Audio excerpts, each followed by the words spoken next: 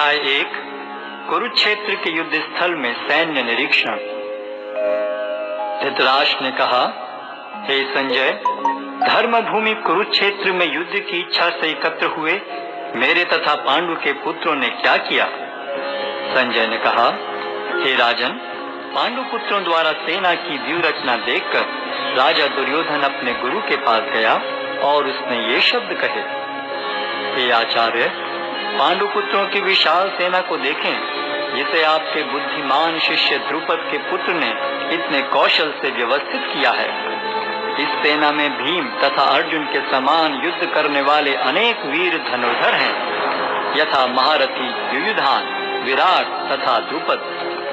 इनके साथ ही धृष्टकेतु, चेकितान, काशीराज, पुरुजित, कुंती भोज तथा शैब्य जैसे महान शक्तिशाली योद्धा भी हैं। पराक्रमी युधामन्यु, अत्यंत शक्तिशाली उत्तमौजा, सुभद्रा का पुत्र तथा द्रौपदी के पुत्र, ये सभी महारथी हैं। किंतु हे ब्राह्मण श्रेष्ठ, आपकी सूचना के लिए मैं अपनी सेना के उन नायकों के विषय में बताना चाहूंगा जो मेरी सेना को संचालित करने में विशेष रूप से निपुण हैं। मेरी सेना में स्वयं आप, भीष्म, कर्ण, कृपाचार्य, अश्वत्थामा, विकर्ण तथा सोमदत्त का पुत्र भूरिश्रवा आदि हैं, जो युद्ध में सदैव विजयी रहे हैं। ऐसे अनेक वीर भी हैं जो मेरे लिए अपना जीवन त्याग करने के लिए उद्यत हैं। वे विविध प्रकार के हथियारों से सुसज्जित हैं और युद्ध विद्या में निपुण हैं। हमारी शक्ति अपरिमेय है और हम सब पितामह द्वारा भली भांति संरक्षित हैं, जबकि पांडवों की शक्ति भीम द्वारा भली भांति संरक्षित होकर भी सीमित है।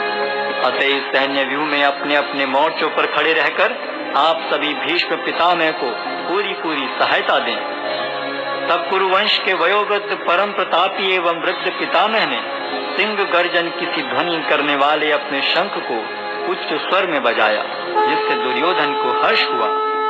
तत्पश्चात शंख, नगाड़े, बिगुल, तुरही तथा सिंह सहसा एक साथ बज उठे। वह समवेत स्वर अत्यंत कोलाहलपूर्ण था। दूसरी ओर से श्वेत घोड़ों द्वारा खींचे जाने वाले विशाल रथ पर आसीन कृष्ण तथा अर्जुन ने अपने अपने दिव्य शंख बजाए। भगवान कृष्ण ने अपना पांचजन्य शंख बजाया, अर्जुन ने देवदत्त शंख तथा अति भौजी एवं अति मानवीय कार्य करने वाले भीम ने पौंड्र नामक भयंकर शंख बजाया। हे राजन, कुंती पुत्र राजा युधिष्ठिर ने अपना अनंत विजय नामक शंख बजाया तथा नकुल और सहदेव ने सुघोष एवं मणिपुष्पक शंख बजाए। महान धनुर्धर काशीराज, परम योद्धा शिखंडी, धृष्टद्युम्न, विराट, अजय सात्यकी, द्रुपद, द्रौपदी के पुत्र तथा सुभद्रा के महाबाहु पुत्र आदि सबों ने अपने अपने शंख बजाए। इन विभिन्न शंखों की ध्वनि कोलाहल पूर्ण बन गई, जो आकाश तथा पृथ्वी को शब्दायमान करती हुई धृतराष्ट्र के पुत्रों के हृदय को विदीर्ण करने लगी। उस समय हनुमान से अंकित ध्वजा लगे रथ पर आसीन पांडु पुत्र अर्जुन अपना धनुष उठाकर तीर चलाने के लिए उद्यत हुआ। हे राजन, धृतराष्ट्र के पुत्रों को व्यूह में खड़ा देखकर अर्जुन ने श्री कृष्ण से ये वचन कहे। अर्जुन ने कहा, हे अच्युत, कृपा करके मेरा रथ दोनों सेनाओं के बीच ले चलें, जिससे मैं यहाँ उपस्थित युद्ध की अभिलाषा रखने वालों को और शस्त्रों की इस महान परीक्षा में जिनसे मुझे संघर्ष करना है उन्हें देख सकूं। मुझे उन लोगों को देखने दीजिए जो यहाँ पर धृतराष्ट्र के दुर्बुद्धि पुत्र दुर्योधन को प्रसन्न करने की इच्छा से लड़ने के लिए आए हुए हैं। संजय ने कहा, हे भरतवंशी, अर्जुन द्वारा इस प्रकार संबोधित किए जाने पर भगवान कृष्ण ने दोनों दलों के बीच में उस उत्तम रथ को लाकर खड़ा कर दिया। भीष्म, द्रोण तथा विश्व भर के अन्य समस्त राजाओं के सामने भगवान ने कहा कि हे पार्थ, यहाँ पर एकत्र सारे कुरुओं को देखो। अर्जुन ने वहाँ पर दोनों पक्षों की सेनाओं के मध्य में अपने चाचा ताऊओं, पितामहों, गुरुओं, मामाओं, भाइयों, पुत्रों, पौत्रों, मित्रों, ससुरों और शुभ चिंतकों को भी देखा। जब कुंती पुत्र अर्जुन ने मित्रों तथा संबंधियों की इन विभिन्न श्रेणियों को देखा तो वह करुणा से अभिभूत हो गया और इस प्रकार बोला।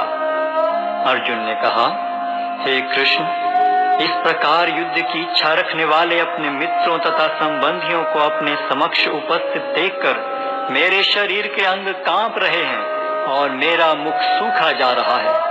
मेरा सारा शरीर कांप रहा है, मेरे रोंगटे खड़े हो रहे हैं, मेरा गांडीव धनुष मेरे हाथ से सरक रहा है और मेरी त्वचा जल रही है। मैं यहाँ और अधिक खड़ा रहने में असमर्थ हूँ।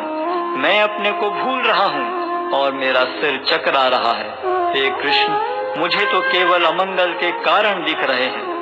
हे कृष्ण, इस युद्ध में अपने ही स्वजनों का वध करने से न तो मुझे कोई अच्छाई दिखती है और न मैं उससे किसी प्रकार की विजय, राज्य या सुख की इच्छा रखता हूँ।